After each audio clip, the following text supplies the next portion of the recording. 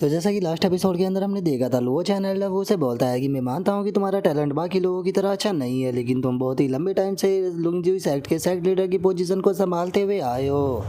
इसीलिए मैं बिल्कुल भी नहीं चाहूँगा कि तुम्हारे जैसे ओल्ड जनरेशन के लोग पीछे रहे और जो न्यू जनरेशन के लोग हैं वो आगे बढ़े। मैं चाहूँगा कि तुम यहाँ पर जो न्यू जनरेशन के लोग हैं उन्हें लीड करो। और लुओ चैन की इस बात को सुनने के बाद जो एल्डर वो होता है वो भी मुस्कुराने लगता है और मुस्कुराते हुए लुओ चैन से बोलता है कि सेक्ट लीडर, मैं आपकी बात को समझ गया। और उसके इतना बोलते के साथ ही अब लुओ चैन जो होता है वो डिवाइन ओरिजिन स्टोन को देखने लगता है और उसे देखते हुए अपने मन में सोचता है कि आधा डिवाइन ओरिजिन स्टोन को एब्जॉर्ब कर लिया गया, तो चलो देखते हैं कि अब ये बचे हुए में कितना ब्रेक थ्रू कर पाते हैं। और उनके इतना बोलते के साथ ही हम देखते हैं कि जो ग्रेट एल्डर होता है वो दोबारा से ब्रेक थ्रू करता है और ब्रेक थ्रू कर चिल्लाते हुए बोलता है कि मैं प्रिमोर्डियल टाउरियलम की थर्ड स्टेज पर पहुंच गया। और इतना बोलकर ग्रेट एल्डर लुओ चैन की तरफ देखते हुए उसे बोलता है कि सेक्ट लीडर, मुझे लगता है कि अब मैं ब्रेक थ्रू करने के लिए पूरी तरह से तैयार हूँ। और इतना बोलते के साथ ही ग्रेट एल्डर जो होता है वो प्रिमोर्डियल टाउरियलम की फोर्थ स्टेज पर ब्रेक थ्रू कर लेता है, जिसे देखने के बाद लुओ चैन बोलता है कि बहुत बढ़िया, ऐसे ही करते रहो। और लुओ चैन के इतना बोलते के साथ ही ग्रेट एल्डर जो होता है वो दोबारा से ब्रेक थ्रू कर प्रिमोर्डियल टाउरियलम के फिफ्थ स्टेज पर पहुंच जाता है, जो देखने के बाद लोंग चैन भी शौक होकर चिल्लाते हुए बोलता है आखिर एकदम से ग्रेट एल्डर को क्या हो गया, वे तो धड़ाधड़ कर ब्रेक थ्रू कर रहे हैं इतनी तेजी के साथ, पर तो मैं भी ब्रेक थ्रू नहीं कर पाया। और लॉन्ग चैन के इतना बोलते के साथ ही ग्रेट एल्डर ब्रेक थ्रू करते रहते हैं और वे प्रिमोर्डियल टाउरियलम के सिक्स्थ स्टेज पर पहुंच जाते हैं, फिर सेवन्थ स्टेज पर, फिर एट स्टेज पर और फिर नाइन्थ स्टेज पर, और उसके बाद में वे प्रिमोर्डियल टाउरियलम की पीक पर पहुंच जाते हैं। और प्रिमोर्डियल टाउरियलम की पीक पर पहुंचने के बाद जो उस ग्रेट एल्डर होता है वो चिल्लाते हुए लुओ चैन से बोलता है कि सेक्ट लीडर, अब मैं ओवरलॉर्ड रियलम पर ब्रेक थ्रू करने के लिए पूरी तरह से तैयार हूँ। जो सुनते के साथ ही एल्डर वो भी इस चीज़ के लिए तैयार हो जाता है और वो ग्रेट एल्डर से बोलता है कि मैं भी इस चीज़ के लिए तैयार हूँ। ग्रेट एल्डर, चलो आज साथ में दोनों मिलकर ओवरलॉर्ड रियलम पर ब्रेक थ्रू करते हैं। और इतना बोलते के साथ ही उन दोनों की ही बॉडी से अब वहाँ पर ओरा जो होता है वो रिलीज होने लगता है, जिसे देखने के बाद जो लॉन्ग चैन होता है वो बोलता है कि क्या आज यहाँ पर दो लोग एक साथ में ओवरलोड रियलम पर ब्रेक थ्रू करेंगे, सच में ये भी चीज़ ऐसी है जो कि मैं पहली बार देख रहा हूँ। और उसके इतना बोलते ही हम एल्डर वू और ग्रेट एल्डर को देखते हैं जो कि ब्रेक थ्रू करने के लिए अपनी एनर्जी के ऊपर कॉन्सेंट्रेट कर रहे होते हैं, लेकिन जो एल्डर वू होता है वो अच्छे से कॉन्सेंट्रेट नहीं कर पा रहा होता। और वो लुओ चैन से बोलता है कि सेक्ट लीडर, ये चीज़ बहुत ही ज़्यादा मुश्किल है, मुझे नहीं लगता कि मैं ओवरलोड रियलम पर ब्रेक थ्रू कर पाऊंगा। और इतना बोलते के साथ ही एल्डर वू दोबारा से फैल हो जाता है और उसके मुंह से भी ब्लड आने लगता है, लेकिन हम देखते हैं कि एल्डर वू जो होता है वो अभी भी हार नहीं मानता और वो दोबारा से अपनी कल्टीवेशन के लिए बैठ जाता है, जिसे देखने के बाद जो फैटी होता है उसे भी एल्डर वू की चिंता होने लगती है और वो लुओ चैन से बोलता है कि सेक्ट मास्टर, मुझे नहीं लगता कि जो एल्डर वू है उनकी हालत जो है वो ठीक है। जो सुनकर लुओ चैन उसे बोलता है कि तुम टेंशन मत लो, मुझे पक्का यकीन है कि एल्डर वू जो है वो कर लेगी। और उसके इतना बोलते के साथ ही हम जो ग्रेट एल्डर होता है उसे देखते हैं,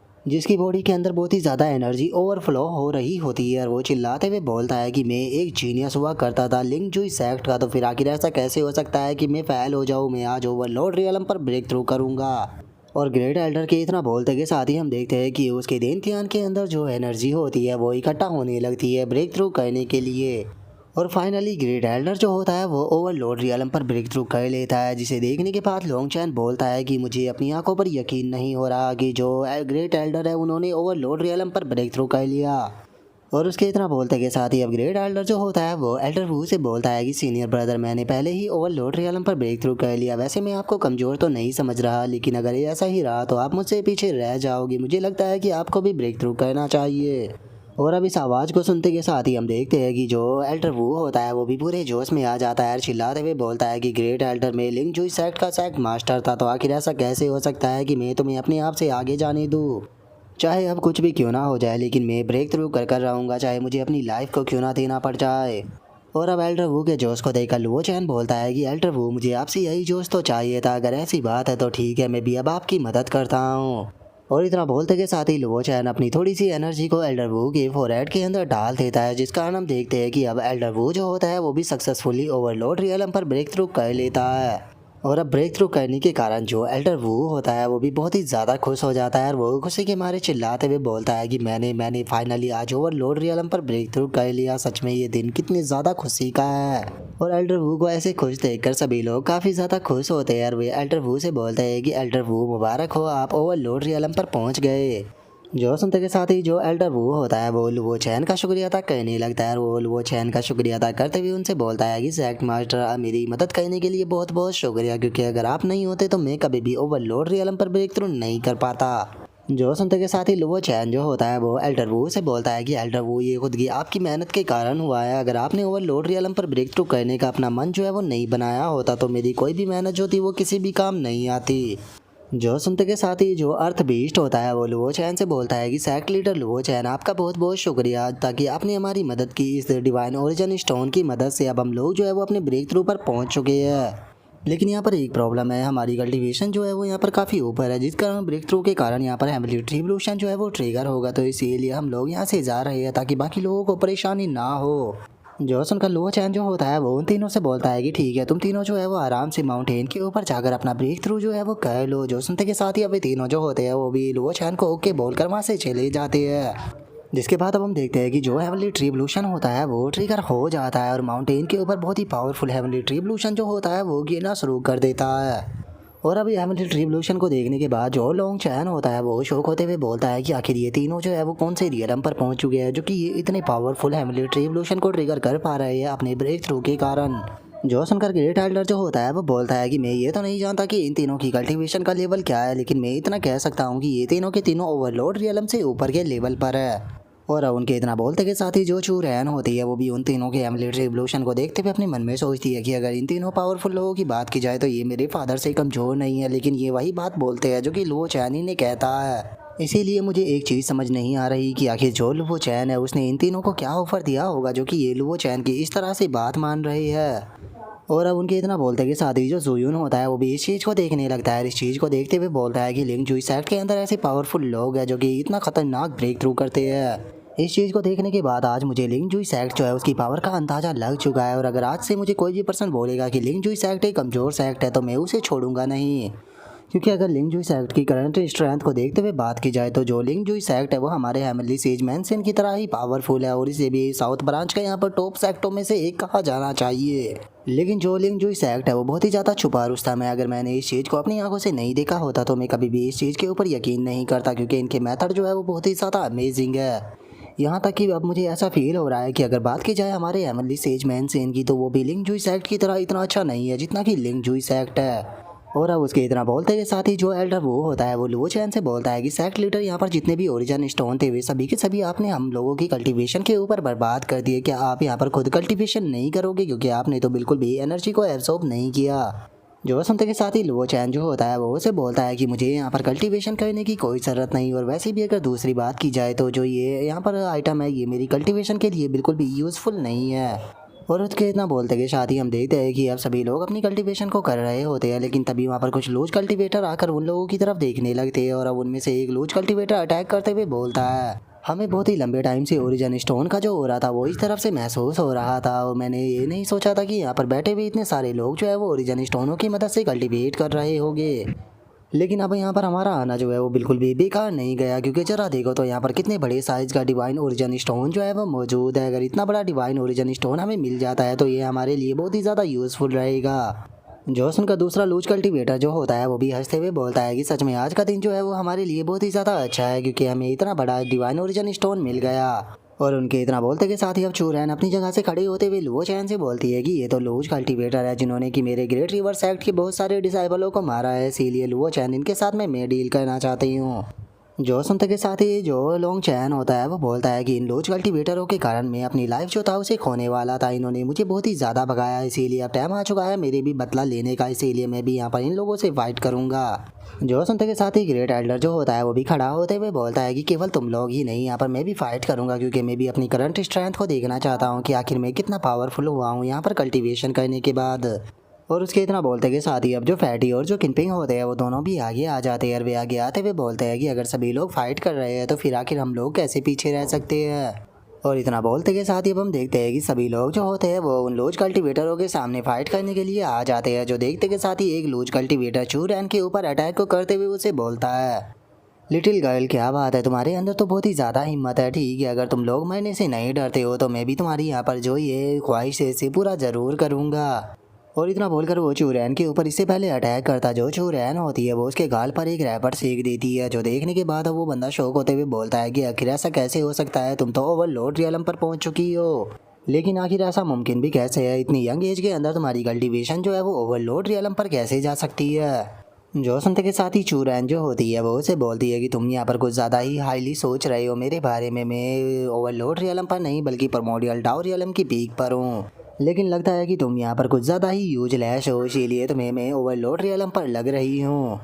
जो सुनते के साथ ही एक और लूज कल्टीवेटर चूरैन के ऊपर अटैक करते हुए बोलता है कि ठीक है तो चलो, अगर तुम्हारे अंदर इतनी ही स्ट्रेंथ है तो देखते हैं कि आखिर तुम मेरे ओवरलोड रियलम का सामना कैसे कर सकती हो, लिटिल ब्रैट कहीं की। और इतना बोलकर वो चूरैन के ऊपर अटैक करने ही वाला होता है, लेकिन तभी ग्रेट एल्डर आकर उसके अटैक को रोक लेते हैं और उसके अटैक को रोकते हुए उसे बोलते हैं कि तुम्हारा अपोनेंट जो है वो यहाँ पर मैं हूँ। और उसके इतना बोलते के साथ ही अब जो बाकी के लूज कल्टीवेटर होते हैं वो चिल्लाते हुए बोलते हैं कि ठीक है, इन सभी को ख़त्म कर जो ये डिवाइन ओरिजिन स्टोन है इसे ले लो। जो सुनते के साथ ही एल्डर वो फैटी और जो लॉन्ग चैन होता है वो दोनों भी चिल्लाते हुए बोलते हैं कि ठीक है, इन्हें ख़त्म कर दो। और इतना बोलते के साथ ही अब सभी लोग फाइट को स्टार्ट कर देते हैं, जहाँ पर कि लॉन्ग चैन जो होता है वो 2 पर्सनों से वहाँ पर फाइट कर रहा होता है। लेकिन तभी एक और बंदा जो होता है वो पीछे से आते हुए लॉन्ग चैन से बोलता है कि लिटिल ब्रैड अब तुम मरोगे। और इतना बोलते के साथ ही वो लॉन्ग चैन के ऊपर स्वॉर्ड से अटैक करने के लिए आने लगता है, जिसे देख कर लॉन्ग चैन भी काफ़ी ज़्यादा शॉक हो जाता है। लेकिन तभी एकदम से वो स्वॉर्ड जो होती है वो लॉन्ग चैन के मुंह के आगे आकर रुक जाती है, और अब हमें पता लगता है कि जो वो स्वॉर्ड होती है वो उस लूज कल्टीवेटर की बॉडी के आर पार हो चुकी होती है। और हमें पता लगता है कि इस काम को किसी और ने नहीं बल्कि ज़ोयुन जो होता है उसने किया होता है। उसने पीछे से आकर जो वो बंदा था उसे वहाँ पर जान से मार दिया होता है, जिसे देखने के बाद लॉन्ग चैन से बोलता है कि ज़ोयुन क्या तुम यहाँ से नहीं भागे थे। जो संत के साथ ही लॉन्ग चैन जो होता है वो गुस्से से उसे बोलता है कि क्या तुमने नहीं देखा था, मैं शुरू से ही यहीं पर था, मैं बहुत ज़्यादा आलसी हूँ, इसीलिए मुझे ज़्यादा इधर उधर जाना बिल्कुल भी पसंद नहीं है। और उसके इतना बोलते के साथ ही हम उस लूज कल्टीवेटर को देखते हैं जो कि ग्रेट एल्डर से फाइट कर रहा होता है, और वो गुस्से में चिल्लाते हुए बोलता है कि तुमने अभी अभी ओवरलोड रियलम पर ब्रेक थ्रू किया है, लेकिन तुम देखो तो यहाँ पर मेरा सामना करने के बारे में सोच रहे हो। लगता है कि तुम्हें आज दिखाना पड़ेगा कि एक असल ओवरलोड रियलम और एक तुम्हारे जैसे मामूली से ओवरलोड रियलम में कितना बड़ा फर्क होता है। और इतना बोलते के साथ ही वो ग्रेट एल्डर की तरफ अटैक करने के लिए आने लगता है। और इस चीज़ को देखने के बाद ग्रेट एल्डर हंसते हुए बोलता है कि एक टाइम था जब मुझे जीनियस कहा जाया करता था, लेकिन मैंने कल्टीवेशन से किसी चीज़ के लिए दूरी बना ली थी, लेकिन क्या तुम लोगों को लगता है कि मैं जीनियस नहीं रहा, मैं अभी भी वही जीनियस हूँ। तो इसीलिए चाहे मैंने अभी अभी ओवरलोड रियलम पर ब्रेक थ्रू क्यों ना किया हो, लेकिन उसके बाद भी मैं तुम्हें यहाँ पर जान से मार सकता हूँ। और इतना बोलते के साथ ही हम देखते हैं कि दूसरी तरफ जो चूरैन होती है वो भी एक बंदे से फाइट कर रही होती है। और जैसे ही वो बंदा चूरैन के ऊपर अटैक करने के लिए आता है तो जो चूरैन होती है वो उसके गाल पर एक काफ़ी पावरफुल रैपट सेक देती है, जिस कारण वो बंदा भी काफ़ी पीछे जाकर धमाके के साथ में वहाँ पर टकराता है, जिसे देखने के बाद चूरैन जो होती है वो हंसते हुए बोलती है कि सच में ये सभी के सभी लोग तो पूरी तरह से यूजलेस है। और उसके इतना बोलते के साथ ही हम किनपिंग को देखते हैं जो कि वहाँ पर किलिंग साउंड का इस्तेमाल कर रही होती है, और वो किलिंग साउंड का इस्तेमाल करते हुए जो लूज कल्टीवेटर होते हैं उन्हें वहाँ पर मारना शुरू कर देती है।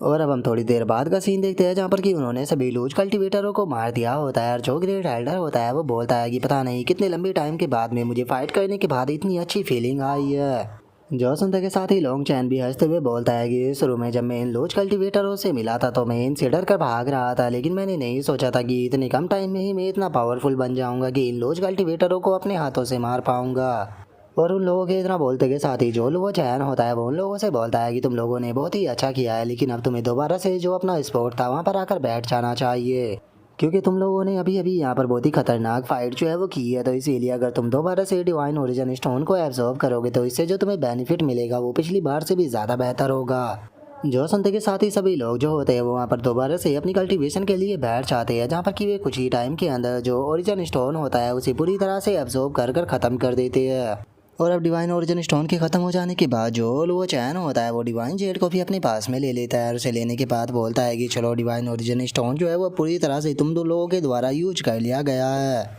जो सुनते के साथ ही जो चूरैन होती है वो लो चैन के पास में आते हुए उसे बोलती है कि लो चैन में एक चीज़ पूछना चाहती हूँ, मैं बिल्कुल ओवरलोड रियलम के स्टेप पर रुक चुकी हूँ, लेकिन आखिर क्यों मैं ओवरलोड रियलम पर ब्रेक थ्रू नहीं कर पाई, जबकि मैंने डिवाइन ओरिजिन स्टोन के अंदर से बहुत ही बड़ी मात्रा में एनर्जी को भी एब्सॉर्ब किया, लेकिन उसके बाद भी मेरे अंदर ब्रेक थ्रू का कोई भी चांस नहीं दिखाई दिया।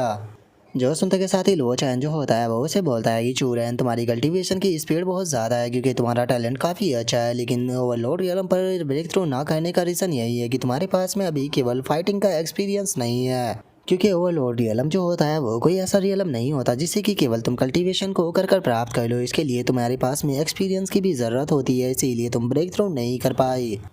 जो सुनकर चूरैन जो होती है वो चैन से बोलती है कि ठीक है, मैं तुम्हारी बात को समझ गई। तो क्या तुम मुझे बता सकते हो कि आखिर मुझे क्या करना चाहिए ताकि मैं ओवरलोड रियलम पर ब्रेक थ्रू कर सकूँ। जो सुनते के साथ ही लो चैन जो होता है वो उसे बोलता है कि ये तो बहुत ही ज़्यादा सिंपल है, हम जल्दी ही जो दो डीमन सेक्ट है उनके साथ में फाइट करने वाले हैं। तो उस टाइम पर तुम खुद को लीड करना ताकि तुम ब्रेक थ्रू कर पाओ, क्योंकि तुम्हें यहाँ पर फाइट का काफ़ी एक्सपीरियंस मिलेगा। और लो चैन के इतना बोलते के साथ ही हम देखते हैं कि तीनों मास्टर बीस्ट जो होते हैं वो भी वहाँ पर आ जाते हैं। और वहाँ पर आते हुए लो चैन से बोलते हैं कि सेक्ट मास्टर हम लोग वापस आ गए। और अब उन लोगों को देखने के बाद लो चैन जो होता है वो उन लोगों से बोलता है कि क्या बात है, तुम लोगों ने ब्रेक थ्रू कर लिया और अब तुम ट्रांसलेट रियलम से बस एक ही स्टेप दूर हो। और लो चैन की इस बात को सुनने के बाद जो वुड बीस्ट होती है वो उदास होते हुए बोलती है कि ट्रांसलेट रियलम पर ब्रेक थ्रू कर पाना बहुत ही ज़्यादा डिफिकल्ट होता है, क्योंकि उसके लिए बहुत ही ज़्यादा बड़ी रिसोर्सिसों की ज़रूरत पड़ती है। जो सुनकर जो फायर बीस्ट होता है वो बोलता है कि हाँ बिल्कुल, मैं इतने लंबे टाइम तक जो है वो कल्टीवेशन करता रहा, लेकिन मैंने कभी भी इस चीज़ का सपना भी नहीं देखा कि मैं ट्रांसलेट रियलम पर ब्रेक थ्रू कर पाऊंगा, इवन कि उसके क्लोज भी पहुंच पाऊंगा।